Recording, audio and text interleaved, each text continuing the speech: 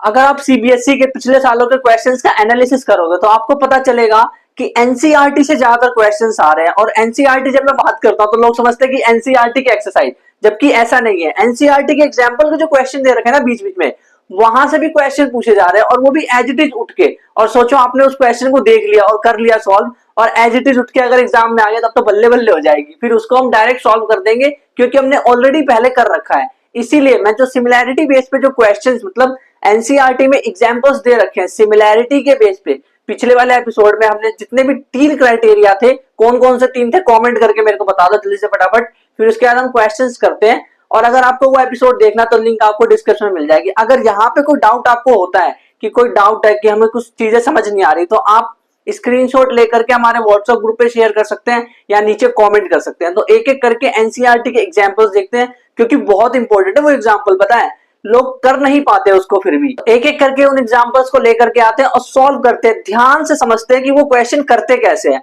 और अगर आपको हिंट मिल जाए ना तो आप पॉज करके ट्राई करना, देखते हैं आप कर पाओगे कि नहीं कर पाओगे। तो एक एक करके क्वेश्चंस को लेकर के आते हैं, जादू करते हैं, जूम। तो देखो एग्जाम्पल नंबर 4, इन्होंने एनसीईआरटी का एग्जाम्पल नंबर 4 निकालोगे तो वहां पर आपको मिलेगा, गिवन क्या है कि पीक्यू जो है वो आरएस के पैरेलल है। अब देखो ये जो सवाल होते हैं ना, आपने 9th क्लास में आपका ट्राइंगल चैप्टर कैसा था? अगर 9th क्लास में आपका ट्राइंगल चैप्टर इजी था तो ये बहुत इजी होगा। और अगर हार्ड था 9th क्लास में, अगर आपको हार्ड लगता था चैप्टर वो ट्राइंगल वाला, तब भी आपको इजी लगेगा। क्यों? क्योंकि यहाँ पे ना 9th से भी बहुत आसान चीजें हैं। आपको लग रहा होगा कि 9th के मुझे ट्राइंगल नहीं आती क्योंकि ट्राइंगल चैप्टर तो वहां भी था तो मेरे से ये भी नहीं होगा, ऐसा नहीं है भाई, बिल्कुल ही अलग फंडा है, एकदम ही अलग है। तो आप बड़े आसानी से कर सकते हैं, बस आपको मेरे साथ स्टेप बाय स्टेप देखते जाना है किस तरह से सॉल्व करना है। तो पहले देखो क्या है, इन्होंने दे रखा है कि पीक्यू जो है आरएस के पैरेलल है, ये गिवन है। प्रूफ क्या करना है कि पीओक्यू और एसओआर, सोर एसओआर, ये दोनों जो ट्राइंगल्स है ये आपस में सिमिलर है, ये हमें प्रूफ करना है। किस तरह से करें? तो बड़ा सिंपल है, देखो 2-3 लाइन में खत्म कर दूंगा मैं इसको, इतना छोटा स्टेप है ना, देखना ध्यान से। प्रूफ करने चलते हैं इसको। प्रूफ, आप खुद हंसोगे कि इतना छोटा है, ये तो बड़ा आसान है।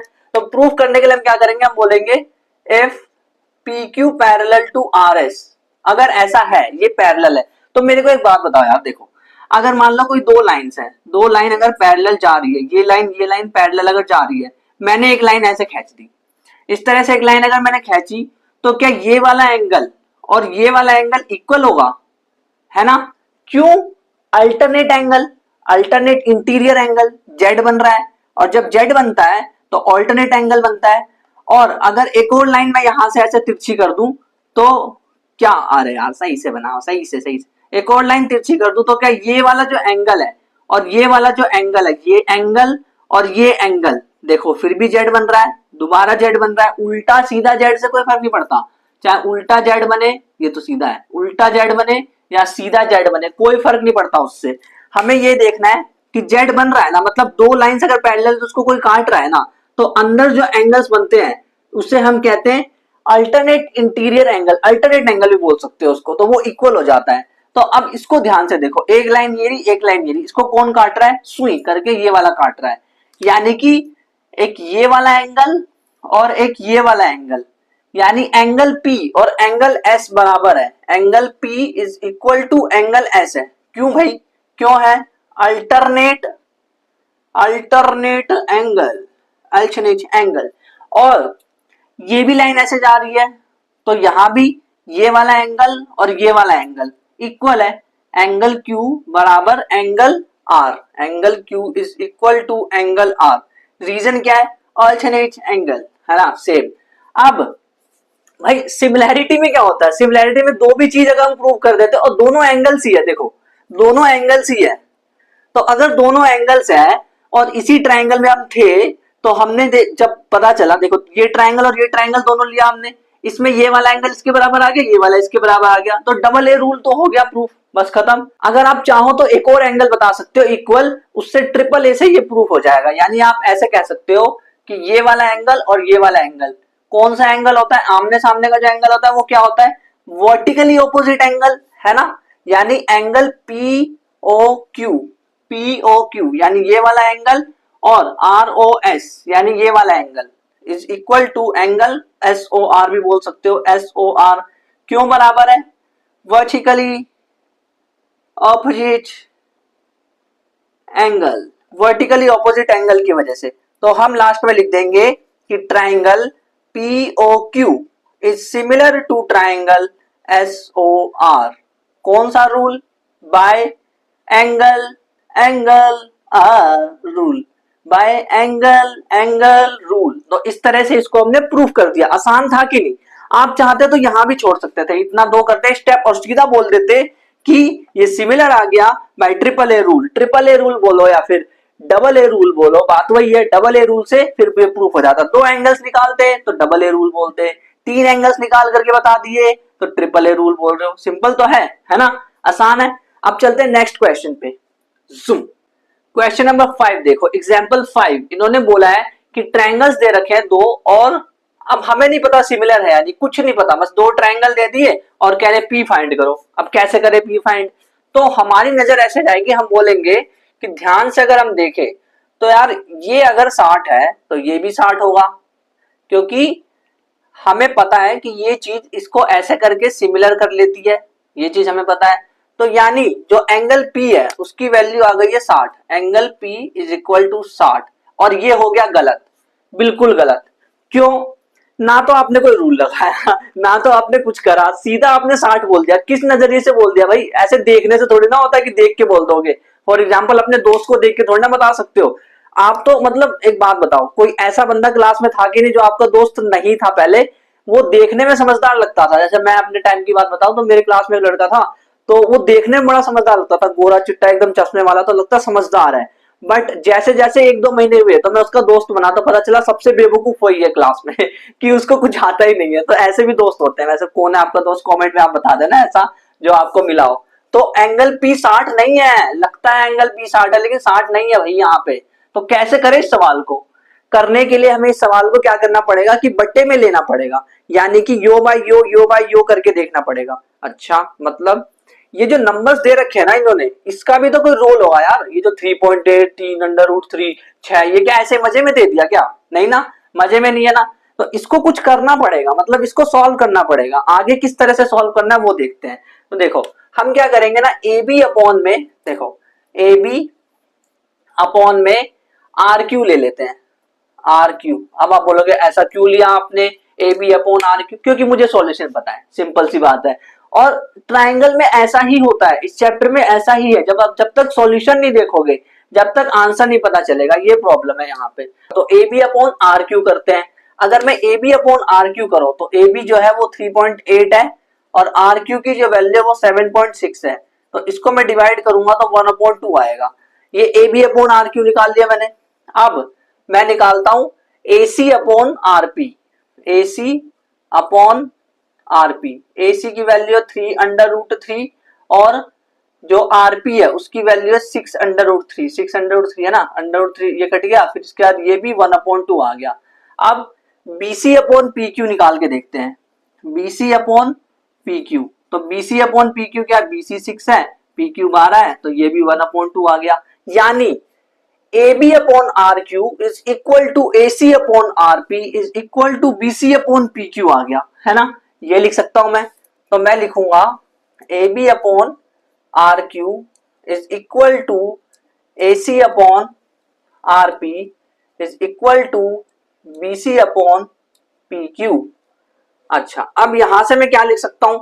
अगर ये तीनों साइड्स प्रोपोर्शनल है, साइड्स प्रोपोर्शनल यानी सिमिलर, है ना? एस रूल से सिमिलर हो जाएगा। तो हम यहां पे लिखेंगे ए बी अपॉन आरपी। अब कौन सा ट्राइंगल सिमिलर है ये थोड़ा सोचना पड़ेगा कि हम कह रहे हैं सिमिलर, लेकिन कौन सा सिमिलर?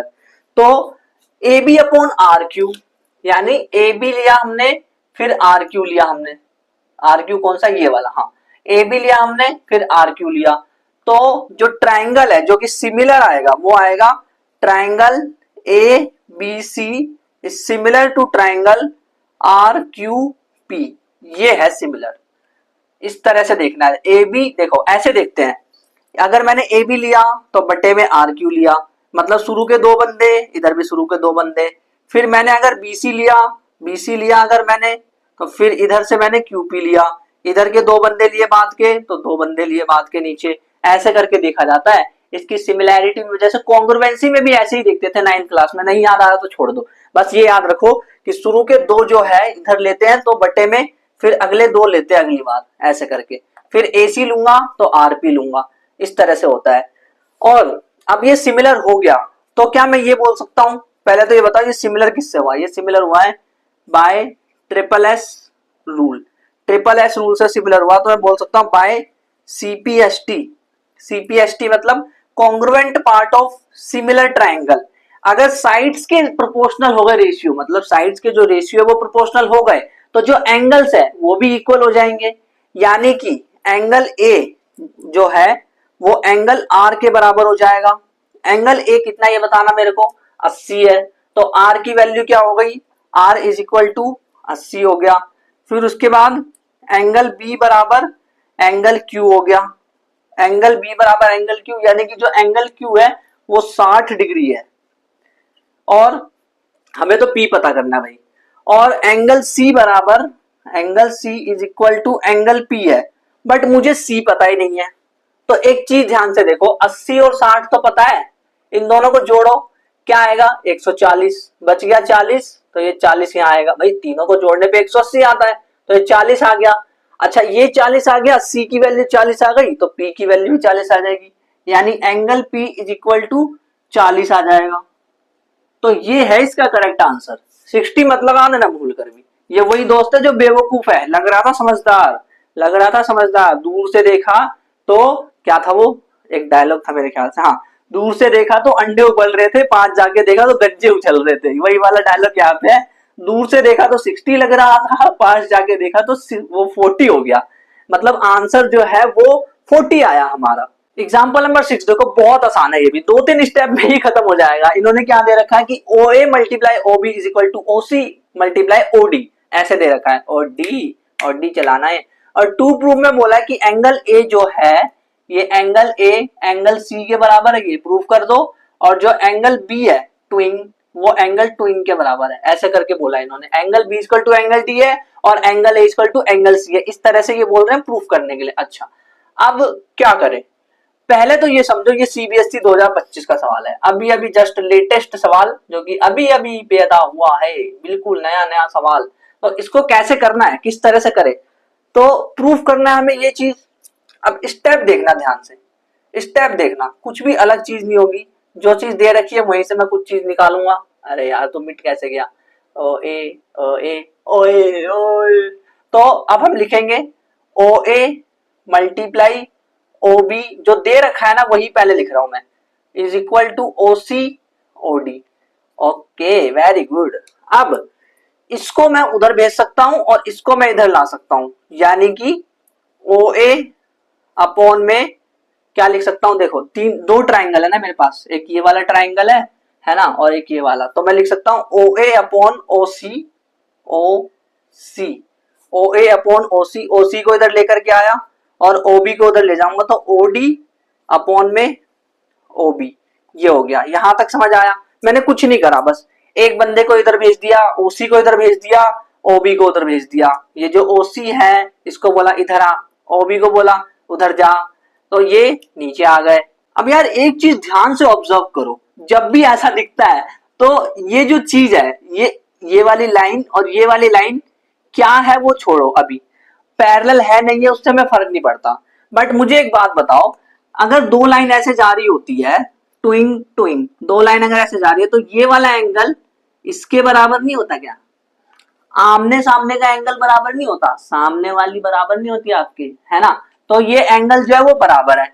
यानी कि अगर ये दोनों एंगल्स बराबर है, किस लिए बराबर है, किस वजह से बराबर है, यानी कि ये वाला angle AOD is equal to BOC, AOD angle AOD is equal to angle BOC, क्यों बराबर है, vertically opposite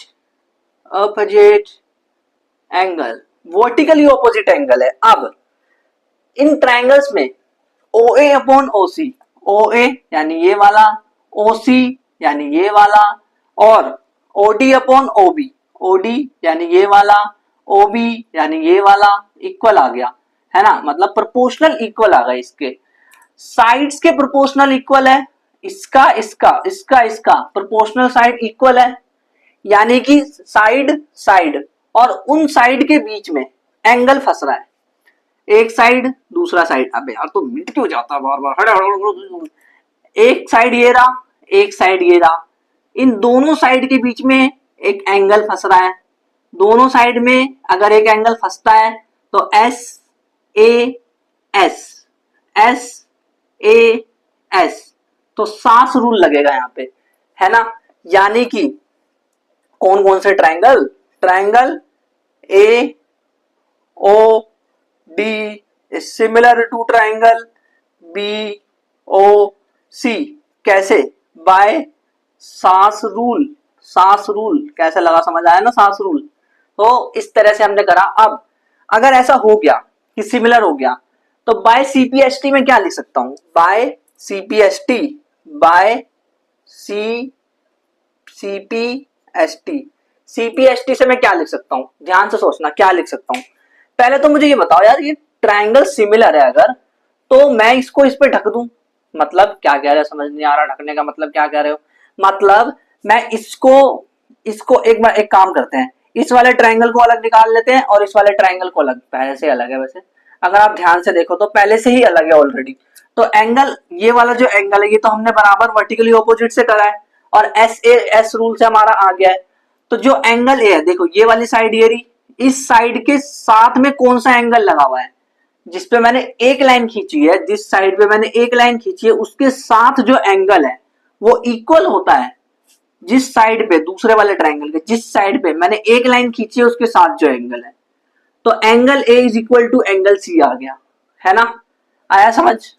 angle A bye CPST क्या आ गया, angle A is equal to angle C, और जहां पे मैंने दो लाइन खींची है उसके साथ जो एंगल है वो इक्वल आ गया जहां पे मैंने दो लाइन खींची है उसके साथ जो एंगल है, यानी कि angle B is equal to angle D, prove हो गया।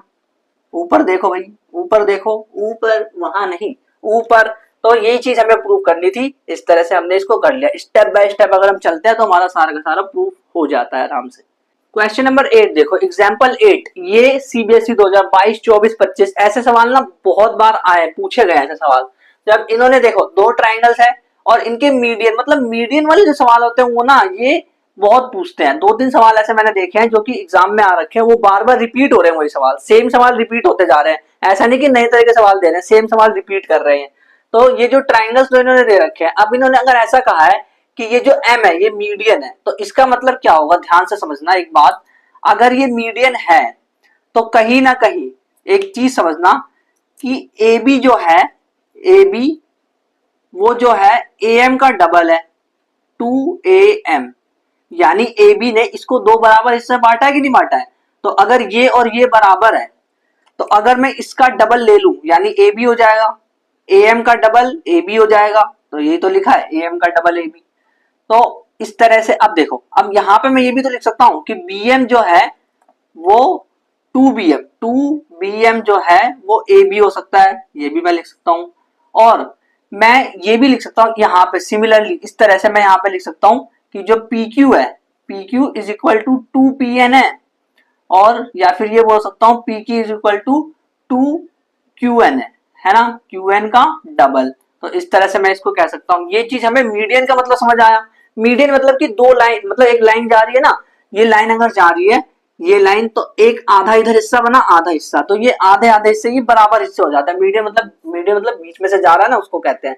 अब इन्होंने दे रखा है कि एबीसी जो ट्राइंगल है, ये एबीसी ट्राइंगल, ये पी क्यू आर इसके सिमिलर दे रखा है, और बोला है कि प्रूव कर दो कि एएमसी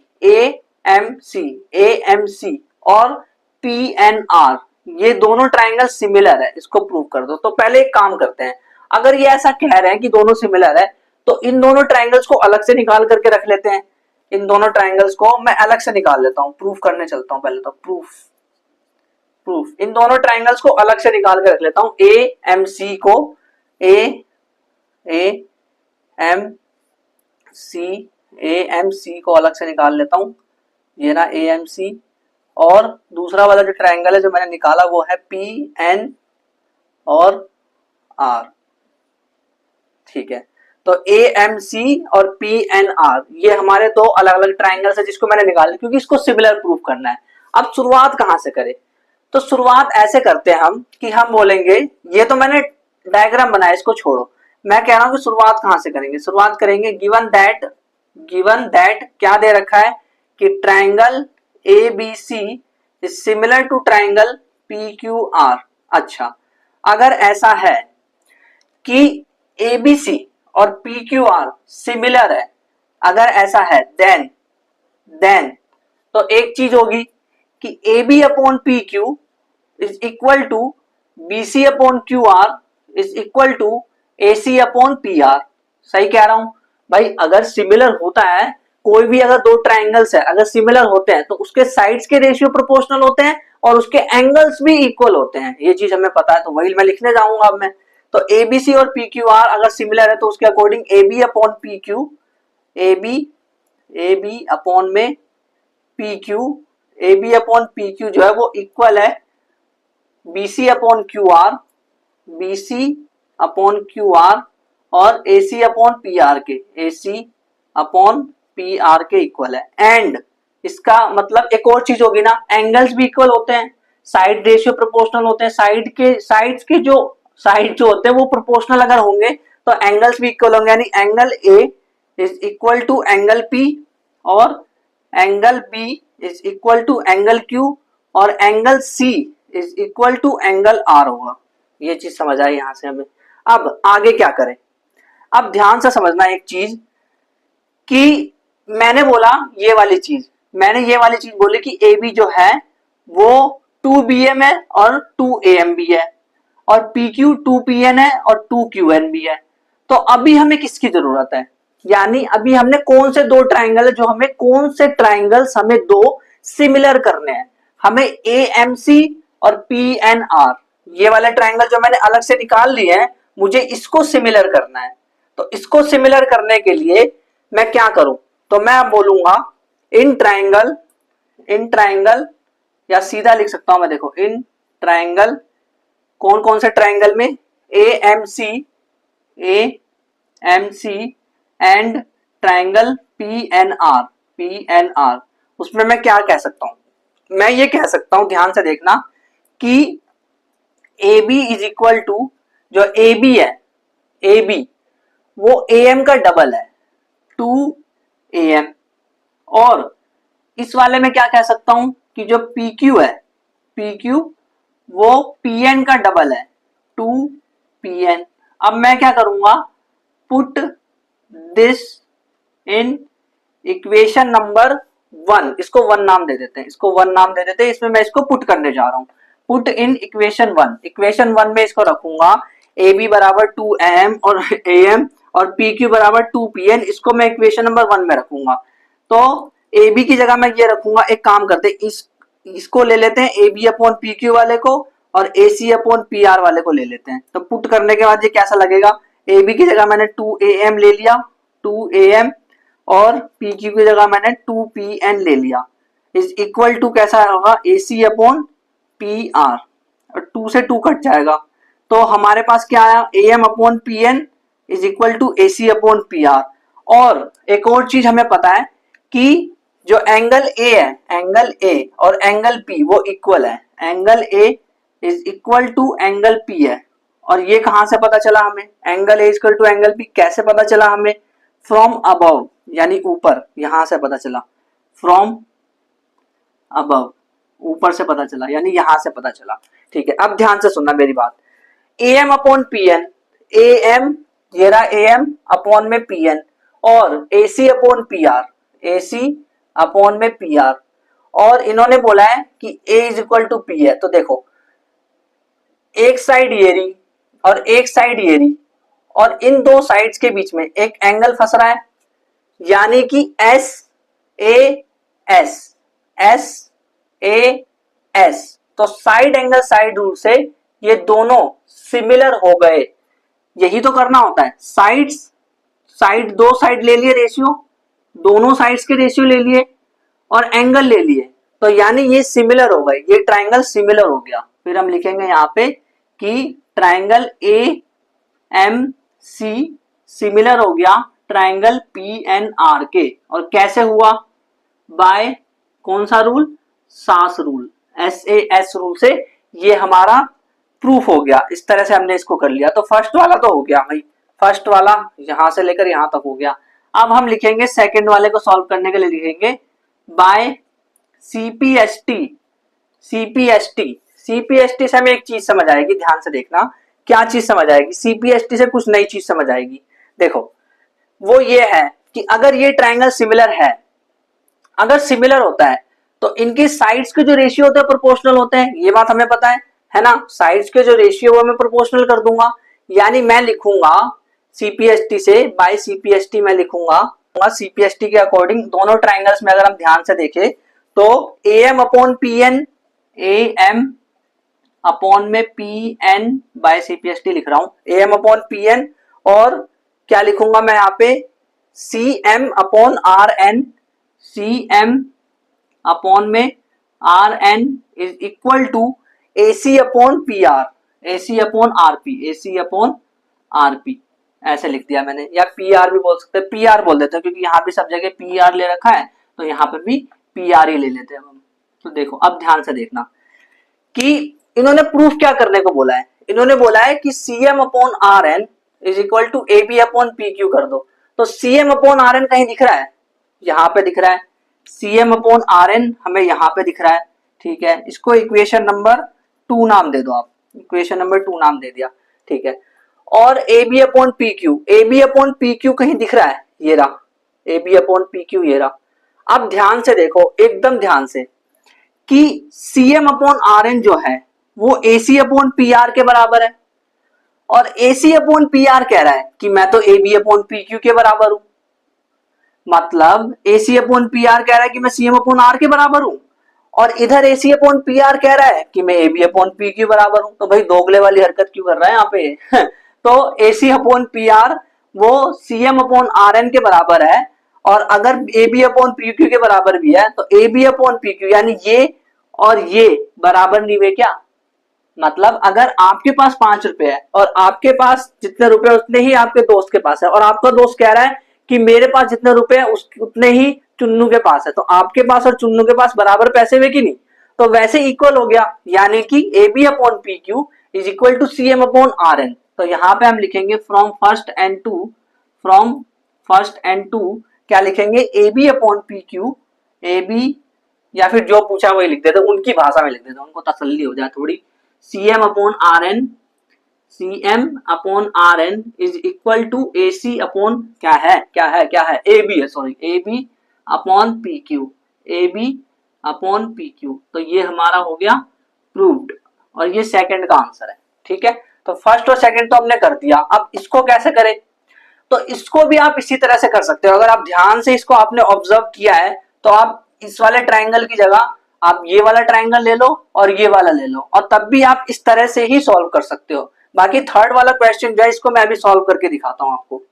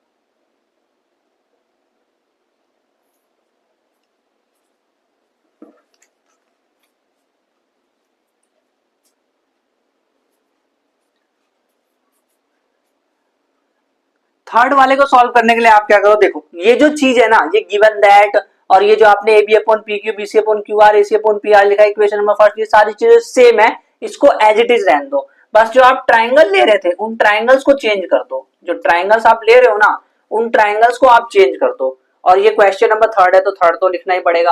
और ये जो ट्राइंगल जो ले रखे हैं इन सबको चेंज करना पड़ेगा, सारी चीजें यहां से लेकर यहां तक अब सारी चीजें हमें चेंज करनी पड़ेगी। तो इसको चेंज करते हैं, क्यों भाई ट्राइंगल दूसरे हो गए ना, इन्होंने कोई और से ट्राइंगल ले लिए, तो जो ट्राइंगल ले लिए उसके अकॉर्डिंग अब हम करते हैं इसको सॉल्व। तो देखो भाई कैसे होगा, थर्ड वाला क्वेश्चन हम कर रहे हैं। तो हमने ट्राइंगल्स कौन कौन से लिए इस बार जो प्रूव करने, CMB और RNQ, CMB और RNQ ये दोनों ट्राइंगल ले रहे हैं। तो ये रहा CMB, कितनी MB बची है भाई तेरे पास है, CMB और RNQ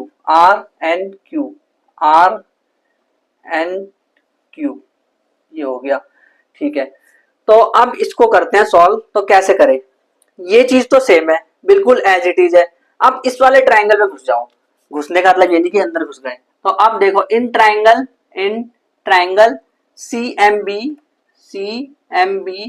एंड RNQ, इन दोनों ट्राइंगल्स में अगर हम चाहेंगे तो हम ये देखेंगे, ध्यान से एक चीज पता चलेगी हमें कि जो एंगल B है वो एंगल Q इक्वल दे रखा है कि नहीं, angle B is equal to angle Q, कहां से, फ्रॉम अबव, ऐसे लिख देंगे फ्रॉम अबव, ऊपर से ये चीज हमें पता चल रही है, दिख रही है ना साफ साफ भाई, एंगल B और एंगल Q बराबर है, खुद कह रहे हो तुम एंगल B बराबर एंगल Q, और तुम खुद नहीं भी कह रहे हो, तुमने सिमिलर तो बोला था उस समय बता दिया मैंने कि एंगल B और एंगल Q बराबर है, तो ये दोनों एंगल बराबर हो गए। अच्छा और क्या चीज है यहाँ पे खास, कि इन्होंने एक और चीज कही थी कि जो AB है वो 2BM है, ऐसा कह रहे हैं कि AB जो है AB is equal to 2BM है, ये खुद कह रहे हैं ऐसा, AB is equal to 2BM। तो अगर ये ऐसा कह रहे हैं कि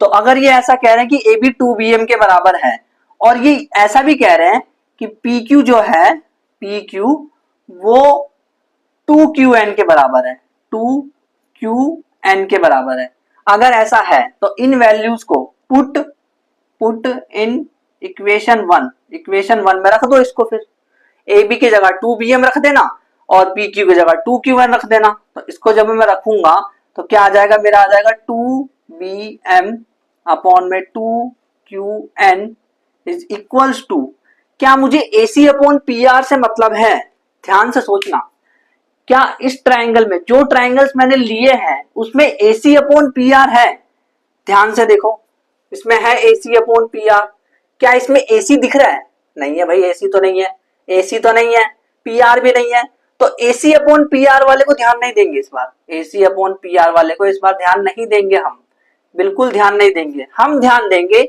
BC अपॉन QR पे, क्योंकि इसमें BC और QR दोनों है। तो हम लिखेंगे यहाँ पे इज इक्वल टू, देखो AB अपॉन PQ की जगह AB की जगह लिख दिया और PQ की जगह लिख दिया, और BC अपॉन QR लिख दे रहा हूँ, BC अपॉन QR, उसके बाद ये और ये कट गया। तो अब ध्यान से देखो BM अपॉन QN, यानी कि BM अपॉन में QN और BC upon QR, BC upon में QR, ये इन्होंने साइड्स प्रोपोर्शनल कर दिए और एंगल यहां इक्वल कर दिया। तो दो साइड के बीच में एक एंगल फंस रहा है, दो साइड के बीच में एक एंगल फंस रहा है, तो यानी ये दोनों के दोनों, यानी ये दोनों ट्राइंगल CMB सिमिलर हो गया ट्राइंगल RNQ के, कैसे हुआ, बाय कौन सा rule, SAS rule, SAS rule से ये हमारा सिमिलर हो गया। तो इस तरह से इस सवाल को करना है। ये 3 सवाल जो एक साथ आए ना एग्जाम में, हो सकता है ये क्वेश्चन 5 मार्क्स का आ जाए। देखो जब आपने ये प्रूव किया था तो ये ऑटोमेटिकली हो गया, तो ये 2 मार्क्स का हो गया, और इसको प्रूव करोगे, देखो ये सब लिखते हो ना जब आप गिवन और टू प्रूव और ये डायग्राम बनाते हो, तो ये सब इतना पूरा करने के आपको 1 मार्क पूरे मिलते हैं, 1 मार्क मिलते ही मिलते हैं अगर आप डायग्राम बनाते हो। अगर पहले से बनाया है तो 2, अगर आप गिवन 2 प्रूव भी लिखते हो ना तब भी आपको मार्क्स मिलता है, 1 मार्क्स आपको मिलते हैं यहाँ पे, अगर डायग्राम बनाने से लेकर ये सब करा, फिर उसके बाद प्रूव करने चलते हो तो और मार्क्स जुड़ते जाते हैं, यानी कि टोटल कुल मिलाकर 5 मार्क्स का क्वेश्चन आपके एग्जाम में आ सकता है। अब एक क्वेश्चन देखते हैं एग्जांपल नंबर 7, जो कि मैंने सीधा स्किप मारा था और आगे बढ़ गया था, क्योंकि वो एग्जांपल जो है वो बहुत अच्छा एग्जांपल है, उसमें मतलब वर्ड प्रॉब्लम की तरह ले रखा है उन्होंने और कंफ्यूज कर रखा है बच्चे अगर उसको देखेंगे ना तो देखते ही उनको पहले नजर में ऐसा लगेगा कि ये ट्रिग्नोमेट्री का सवाल है, ट्रिग्नोमेट्री एप्लीकेशन से सवाल है, जबकि ऐसा नहीं है, वो तो ट्रायंगल में ही हो गया। ऐसा लग सकता है कि देख करके ये हार्ड है, बट हार्ड नहीं है, ध्यान से करोगे स्टेप बाय स्टेप तो सब हो जाएगा। एक्स वगैरह मानोगे, कुछ मान लोगे, जो जो चीजें दे रखी है उसको लिख दोगे तो अपने आप आसान होता रहेगा। स्पीड देख के कुछ लोग शर्मा जाते हैं, मतलब घबरा जाते हैं। शर्माता कौन है, ये कोई लड़की है। A girl of height 90 centimetre, एक लड़की है उसकी हाइट 90 सेंटीमीटर है। लड़की का है, लड़की तो दिख ही नहीं रही है। तो ये जो सीडी है ना, सीडी, ये लड़की है, ये लड़की की हाइट है जो कि 0.9 मीटर है।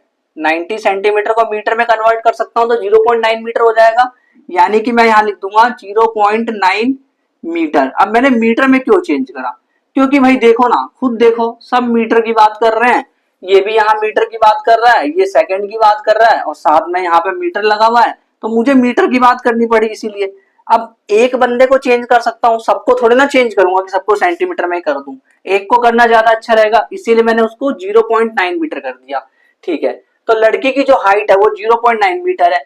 वॉकिंग अवे, वो दूर चल रही है, दूर जा रही है, एक लैंप पोस्ट है, बेस ऑफ बेस, ये लैंप पोस्ट है। लैंप पोस्ट समझते हो कि आपने देखा होगा रास्ते पे ना लाइट जल रही होती, कुछ मतलब लंबी सी बत्ती तरह की एक होती है, मतलब आप सर्च कर लेना गूगल पे आपको मिल जाएगा। तो ए बी जो है वो लैंप पोस्ट है, उसकी जो हाइट है लैंप पोस्ट की वो दे रखी है, lamp is 3.6 metre above the ground, 3.6 metre ऊपर यहाँ पे लैंप लगा हुआ है। मतलब डंडी के ऊपर लैंप नहीं लगा होता रास्ते पे लाइट, मतलब उसे कहते हैं लैंप पोस्ट। तो 3.6 मीटर की हाइट पे यहाँ पे लैंप लगा हुआ है, ये 3.6 मीटर हो गया, ये 0.9 मीटर दे रखा है। ठीक है, फिर कह रहे हैं final length of her shadow, उसकी जो शैडो है, उसकी जो परछाई है, उसकी लेंथ फाइंड करो 4 सेकंड बाद। 4 सेकंड बाद क्या, छोड़ो, हमें तो अभी नहीं पता कि लेंथ क्या है, 4 सेकंड बाद क्या पता लगा लूंगा। तो भाई ध्यान से समझो, अगर यहाँ पे लैंप है तो लैंप अपनी रोशनी ऐसे छोड़ रहा होगा, जुम्बारे जुम्बारे जुम, जुम्बारे जुम्बारे जुम, ऐसे रोशनी छोड़ रहा होगा वो। तो उसकी जो परछाई है, ये जो लड़की है, लड़की कहाँ है, तो लड़का है, चुटिया कहाँ बनाई आपने, चुटिया कहाँ बनाई, ठीक है। तो ये जो लड़की है, इसकी जो परछाई बन रही है वो नीचे बन रही है, वो परछाई ये है, वो परछाई ये बन रही है। तो वो लड़की अब नीचे है, नीचे इन द सेंस परछाई नीचे, लड़की नीचे नहीं है, परछाई लड़की की नीचे आ चुकी है, ये इसकी चुटिया है, अरे सोई नहीं है, वो उसकी परछाई है। तो इसकी जो परछाई है, इसकी जो लेंथ है परछाई की वो डी है, उसको हम मान लेते हैं एक्स।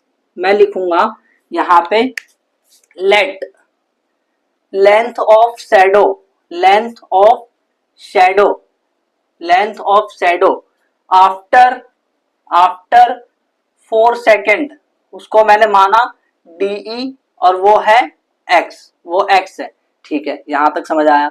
और लैंप पोस्ट तो दिख ही रहा है, lamp post, lamp post, lamp post कितना है, वो है 3.6 मीटर, वो है ए बी।